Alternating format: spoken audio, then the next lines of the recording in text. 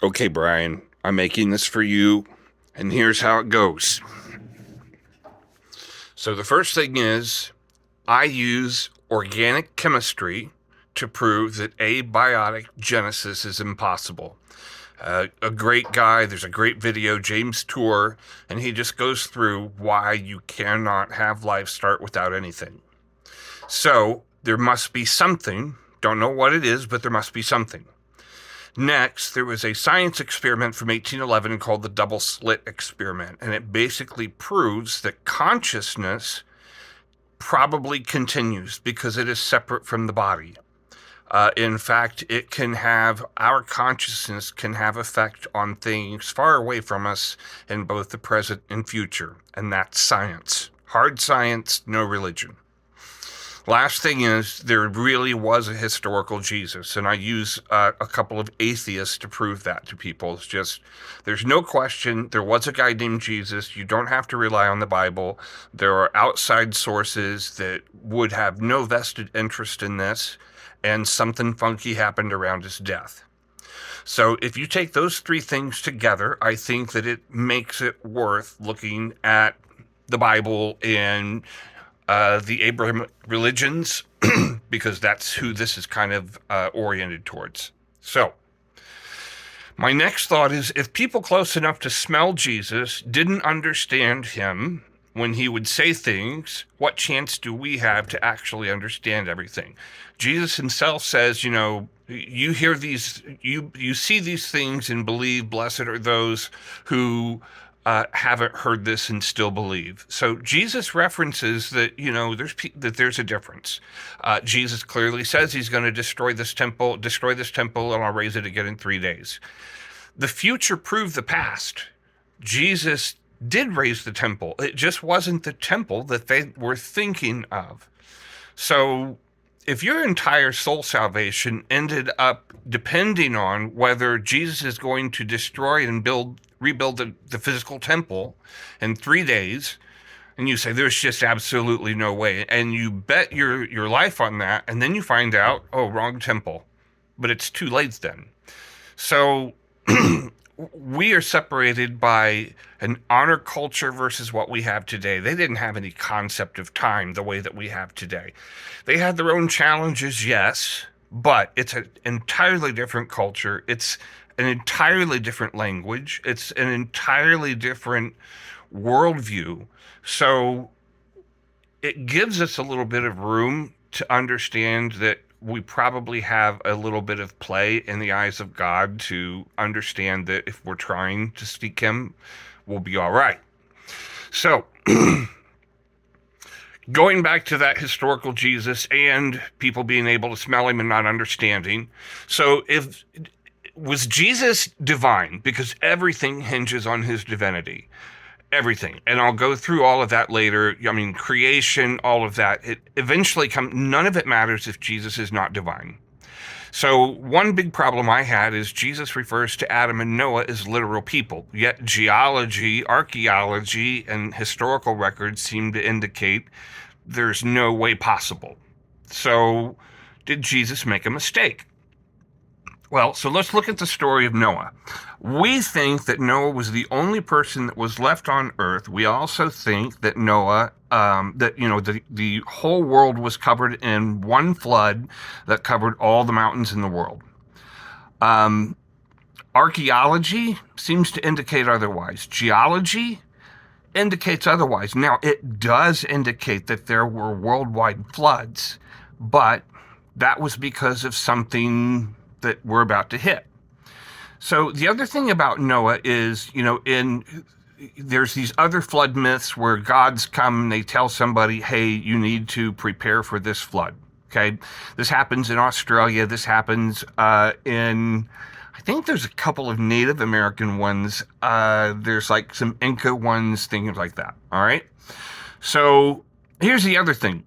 In Genesis, Moses or Joshua is supposed to go and slaughter all of the Amorites as they're going into the land of Canaan. And why is that? Because they were from the Nephilim. But if the Nephilim were all destroyed in the flood, and that supposedly was the purpose of the flood, to destroy all the wickedness, then how were there survivors? So again, apparently, we understand the story wrong somehow. All right. Now, there's also in genetics, in DNA, there are several genetic bottlenecks that happen throughout history. So it does indicate that there was some major catastrophe, major. Most people died, probably 90% or more. So, there's been these things that have happened before. Now, if you want to know more about this, Graham Hancock has just released this documentary series on Netflix, and it's decent. The Joe Rogan podcast had Graham Hancock and Randall Carlson on a couple of times. Now, they focus on that there was like a comet, or there was like a huge meteor that had broken into pieces, and it hit the ice caps, and it created this, sudden flood and the warming, and they call this the Younger Dryas, and that was about 10,000 or 12,000 years ago. All right. So now, as a side note, in Sumerian literature, there's kings lists that go back from before the flood. Those kings are said to have ruled for thousands and tens of thousands of years. So when we talk about, Methuselah being 969 years old, and that's just too old, there are other records of people that live for long periods of time. Okay, are they the mighty men of old that are mentioned in Genesis 6? There were definitely pre-flood civilizations. Now, if you look at what we have accomplished in this world in the last 200 years, it is absolutely astounding. If you look at the last 500 years, it's even more astounding. So if you think that, prior to 12,000 years ago, there were civilizations that were regular societies, city structures, everything.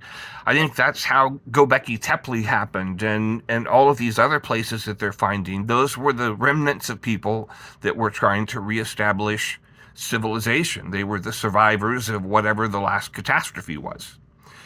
So, anyway, now, so that's where Graham Hancock and Randall Carlson are. However, since 2012, there's been a lot of research done. And there's some crazy stuff, and I'm telling you what, it looks spot on. And when you start looking at it from other perspectives, it makes a lot of things make sense. So, climate change is actually an effect of the sun changing its magnetics. Geomagnetism. So when we see videos of the sun and there's those pretty arcs, and they kind of get really, really, really big, and then they snap. And so then everything flies everywhere, and that becomes a coronal mass injection, or it becomes a solar flare. There are very, very large solar flares, and they can be very, very bad. We've started finding these very bizarre spikes in carbon-14, radioactive carbon-14, and they align to certain years that seem to have had possible solar events of some kind. What is going to happen is that there is a galactic magnetic current that we go through at various spells. But every 12,000 years, there is something really funky that happens. And what it ends up doing is it flips, apparently, the Earth, literally.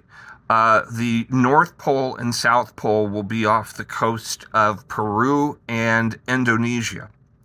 So when that happens, huge tsunamis, many, many bad things happen. Before that happens, the sun will literally turn black. It won't be able to get rid of dust and things that accumulate in its coronosphere, and this stuff eventually falls back to the sun, and it gets really jacked up, but the sun will literally turn black. Stars will literally fall from the sky, because when it's like a micronova.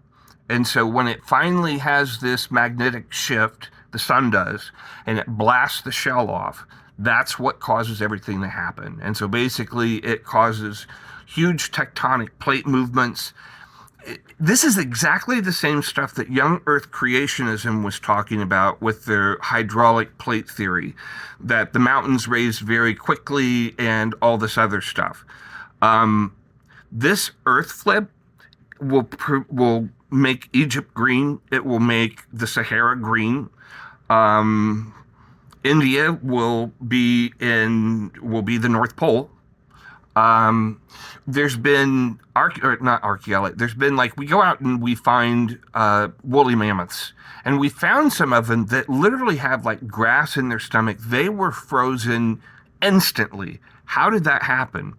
It actually happens through this whole catastrophe cycle. And if all of this sounds crazy, imagine, Uranus is flipped in its orbit. It is the only planet that's flipped. Nobody's ever been able to understand that. But I think it has something to do with this galactic shift somehow. All right? So going back now to the pre-flood civilizations, I've kind of talked about this. This flip will destroy everything. Our civilization will be gone. There's people that will survive by being ready, but there's this solar flares that would take out the entire electrical system. There'll be bad things. There won't be a trace left. We will seem like Atlantis if there are people still left after this. So, when this happens, there are huge earthquakes. There are huge volcanic eruptions. It will not be Yellowstone, though, because that's too well vented.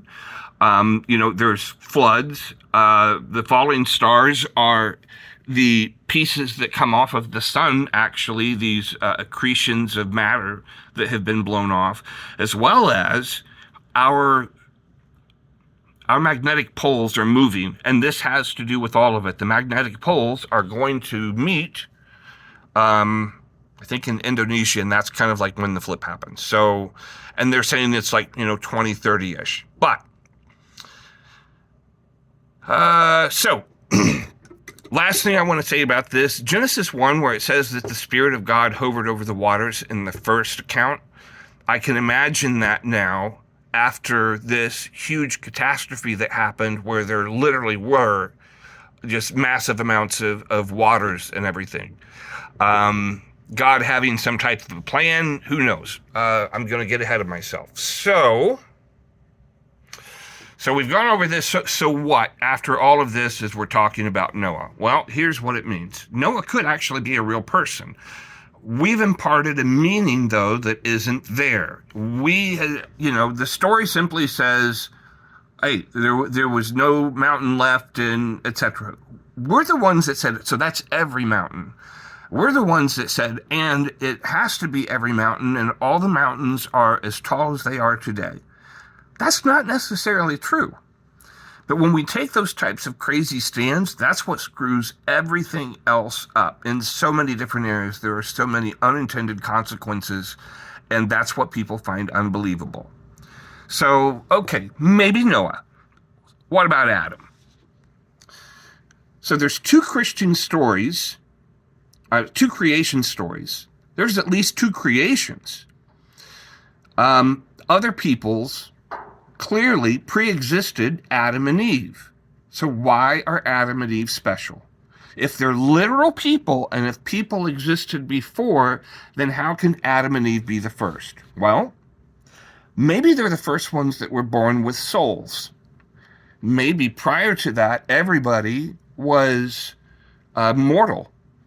And because everybody was mortal, maybe that's why they lived hundreds and thousands of years. They were given these incredibly long lifespans, but they were completely mortal. This goes into Satan. I'm getting ahead of myself again. The other thing is, God mentions about Abraham that he was setting them apart as like his own remnant. He had something special in mind specifically for Abraham. So what does that really say about Adam and Eve? Nothing, because there's too much that we don't know. So let's just take a step back for a second. we're talking about all this stuff. This is the Torah. This is the Bible. Are these things trustworthy? Well, we're looking at everything through through our modern point of view today, and so that puts us at an immediate disadvantage. And then, because we all want to be experts, we impart meanings that aren't there. So, did Moses write the Torah? Did he write the first 5 books of the Bible? I've always thought no, because there was no alphabet. So I've always assumed that it was like just a pen name. Well, as it turns out, they have just recently found proto-alphabets that specifically mention Yahweh, and they pre-exist when Moses would have lived. So there was literacy, and it was the language, and there's nothing to say that Moses did not write the Torah. Now, the Jews also have, in addition to the 5 books, they've got the Talmud that has got more things. They have a bunch of different writings that they hold to. Some of them we found in the Dead Sea Scrolls. Some of them we found in the Qumran writings. We know that there are some other gospels. Some of them are heretical gospels. Some of them the Gospel of Thomas, who knows. There's a lost Hebrew gospel. There's the Q, supposedly, that was the first construction. So there's a lot of different things here, but there's also the Book of Enoch. And the Book of Enoch was around as early as 300 BC. It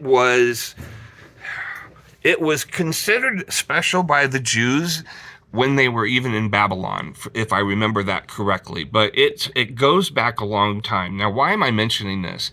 Is the Book of Enoch therefore a inspired book of the Bible? I'm not saying that. I am saying that Jude quotes Enoch.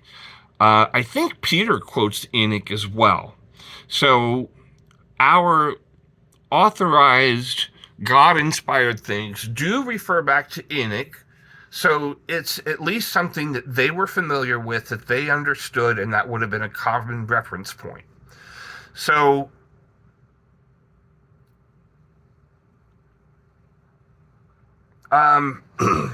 so if we go back to before Enoch and we look at who first of all, what we think of as Satan, I don't think is correct. It's a lot more complicated than that.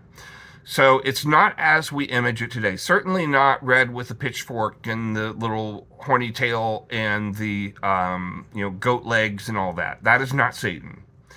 The guy in Job that says that the sons of God present themselves before the throne, that's not Satan. That is a hastatan, which is simply an accuser. It actually could not have been Satan. And the problem with that story, what happened is the accuser, the hastatan, sins against God by challenging God publicly. God, the hastatan is there he's quality control. When it says, and God saw that it was good and all that, that is a hastatan that is going and looking for faults and finding things that are wrong so they can be fixed. All right? So God says, well, have you considered, my servant Job? And he accuses God publicly. Oh, you think he's so special, but you take everything away and he'll curse you to your face. That wasn't Satan, and that's not the reason Satan got thrown out of heaven. That is one of the sons of God, not as in Jesus, not equal with Jesus. It is spiritual beings that we don't completely understand, and they're mentioned several times throughout the Bible. All right, so in the Book of Enoch, there are some really interesting things that tie back to things in Genesis that my Bible college training and my upbringing was not even remotely interested in that. D-line there. Well, okay, sorry. I have phone ringing, but I'm ignoring it. So, where am I at here? Sons of God really... So, in Enoch, he talks about the Watchers. And there's a lot of weird stuff about the Watchers, and I have nothing to say about that other than the Watchers are mentioned in the Bible, in Genesis. And according to the Book of Enoch, their sin was getting together with women. They wanted to create their own races, their own children of their own. But they did not have the plan of God in mind, and they didn't know what they were doing, and it created problems. And so they had to sit and watch their children die. That was one of the curses that was presented to them after their sin. And so their children were the Nephilim, and they were all wiped out. So one could imagine if you're a evil demon, a watcher, and you have to watch your children get wiped out, you would want to wipe out God's children. And you would also want to make sure that you were killing as many of the children as you could. So the Molech, religion in Canaanite times was horrible. Really, really, really bad. And there's a lot of people even today that talk about Molech being kind of like abortion today. So the apostles and everyone since 33 AD have assumed that Jesus was returning imminently. Why has he not returned? Okay, nobody really knows. But that doesn't, there are many reasons. If we look at Jonah, God changed his mind with Jonah and decided that he wasn't going to destroy the city. And God has given people up and let others handle them. And I forget the scripture reference right now, but I can go back and find that. He gives people up, but he doesn't give up on people, if that makes sense.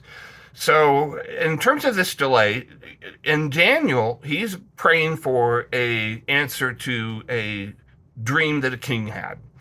And the message is delayed like 20 days or something. And when the angel comes to Daniel, he says that the prince of Persia, which is a spiritual being of some type, was powerful enough to stop the messenger of God. And Michael, the archangel, had to come in and step in and take over the battle so that this angel could then turn around and come back to deliver the message to Daniel. And it mentions that Michael is the one that alone guards Israel. So if Michael guards Israel, does that mean that there are others that guard other places? Because the Bible clearly does talk about spiritual beings being given territories, I think, at the Tower of Babel. So, Satan and evil are very complicated. If you look at Jesus, when he's tempted, well, first of all, Jesus asked not to die, and he did die. Jesus asked for the unity of believers. He didn't get it. Why is that? And if Satan knows he's ultimately doomed, then what's the purpose of all the fighting and everything? Why even struggle? Well, he's obviously really, really powerful. Michael himself, the archangel, would not rebuke him. Now, Michael's the guy that just fought off the prince of Persia, but Michael will not rebuke Satan. So Satan is clearly very powerful. Could he have even given the world to Jesus? He seems to indicate he could. I don't think it would be a temptation otherwise. And at the same time, why would God be jealous of wood or stone or idols? They're specifically spiritual beings that are the gods, evil gods or whatever, of cities and countries that are listed in the Bible. And so it begs a lot of questions as to, are these other gods, small g, like, the sons of God, the angels, the good guys, and the watchers, the fallen? Who knows? I do know that, what do I know? So I do know that God separated Abraham from Samaria after, the Tower of Babel, and he calls Abraham his own remnant. And God had this plan for the redemption of humanity, and it was his plan only. Nobody else knew it. And in order for that to happen, he had to have a special people, and for that, he chose the Jews. They were the least likely people in the area, or maybe they were the actual descendants of Adam and Eve. And, it's hard telling. You don't know. I'm just providing other ways that things could be understood. So that specialness of the Jews and the specialness of Jesus is what has caused the Abrahamic religions to arise. And all of them are the primary religions because all of them are reaching back to God's work in saving humanity. That doesn't mean they are all equal. It means that all of them are reaching back and touching God, and God is special enough. That's why they are special. So redemption, whatever that means, it hinges on the divinity of Jesus. All stop, period. I think Satan's temptations were in some ways like intelligence gathering. I don't think Satan had any clue that the idea was Jesus would die. I think if he'd known that, I think he would have done anything to prevent it. He had no clue. I think he really thought he was screwing God's plan by having Jesus killed. So, when he says, well, why don't you throw yourself off the temple? Satan's checking, if he can get Jesus to do this, would God suddenly send a bunch of angels? If Satan tries to kill Jesus, is God going to immediately save him physically? Is this all about an earthly kingdom? Territory? If I give you all of the kingdoms of the world, can you just worship me and acknowledge me? So how do you deal with this Judaism and Christianity and Islam and all these other religions that are out there? For God to be who he says he is, it does not make sense to condemn as many as evangelicals say are condemned. I'm not saying that people are not condemned. I'm simply pointing out different ways of looking at things. So, for example, there have been some studies done. The percentage of answered prayers is around 25%, regardless of the religion, according to a study I saw a couple of years ago. And I'm a huge history buff. I've run into, and I'm doing lots of study around the 1800 to 1830 area, which was the start of the ghost dance, I believe, Tecumseh and the Prophet. This is the end of, the Cherokee Nation. They had their own revelation, kind of. They knew what was coming, and it was the end of their world. It was their apocalypse, and they had to live through it. There are some clearly supernatural things that they were able to prophesy, including the New Madrid earthquake. There's some crazy stuff that happened there. So what does that mean? What does any of this mean? Well, first of all, none of this is hidden knowledge. None of this, what I've just said, is real. It's a story. It's a thought exercise to just look at things differently. And once you think about all of the potential variations of any of the stuff that I've talked about, you realize how many different ways things could be interpreted differently, and we just misunderstand how the temple is going to be raised in 3 days.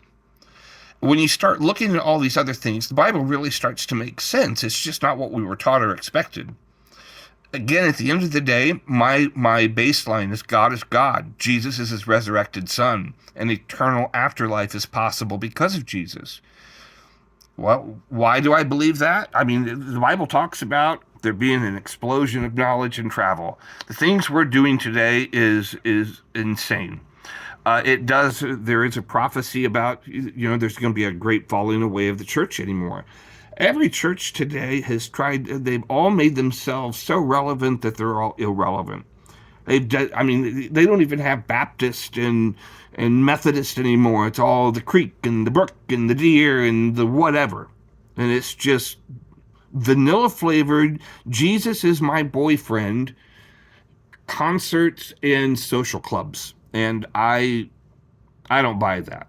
When you look at all this other stuff, you realize clearly, we've learned over the last couple of years that a lot of people lied to us, and we never dreamed that it was as bad as it was.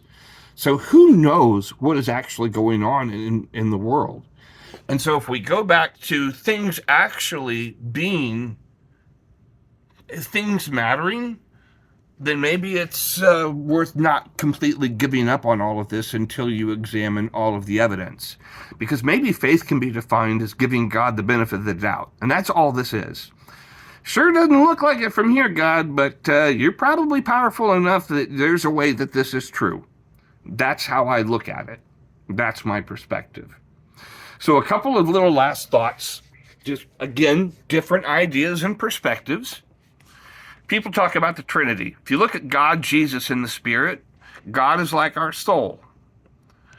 Jesus is the physical interaction of God on the soul. And the Spirit are our actions and intents. So all three of these things are us, but all three of these things are different in their own way. I think that's a really cool way to explain the Trinity. So here's another what if. This is theodicy. Why would an all-powerful good God allow bad things to happen in the world? What if the world doesn't matter? What if what really matters is our soul, and we just think of this existence, everything that we're doing, this is a placenta. This is a womb for the soul as the soul grows and develops into what it will be. So yes, our experience here today, because of where we are, we see the horrible things, the injustice in the world, but that's like arguing over two twins arguing over what's going on before they're born inside their mom. It doesn't matter once you get out and see what is reality. All right, so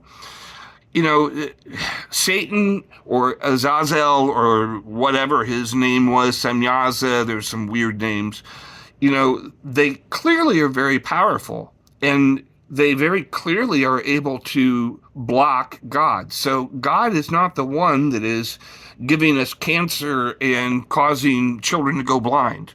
These are other things. And they're spirits that are always challenging God. That this happens in Job. This happens with an evil spirit that goes to deal with Saul.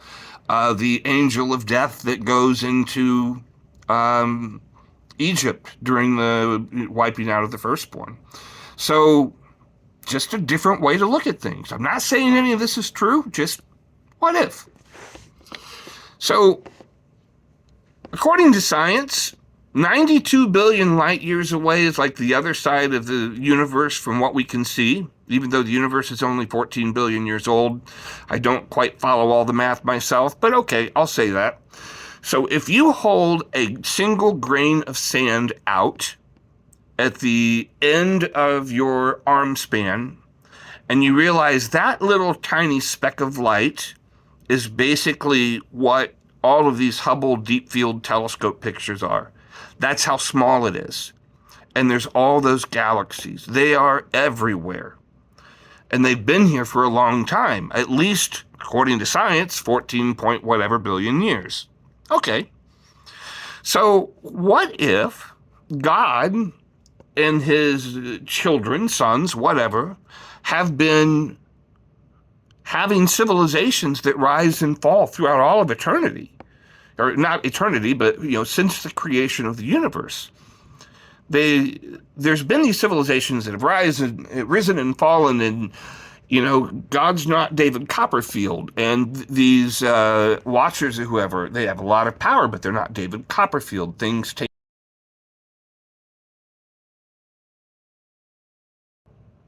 Maybe all of these civilizations before, they've all been mortal, and all of them were hoping for immortality, and all of them have died and passed away and didn't have it. But God had some magical plan, not magical. God had some plan that was bigger and more amazing than anything that anybody could imagine, even Satan and his own children. And so what if God is redeeming all of creation, all of those people, all of the civilizations, all of our world, and us, and he's doing it through what we're going through right now? Maybe Jesus Christ is literally redeeming all of creation, as the Bible says. It's possible. I don't know. Last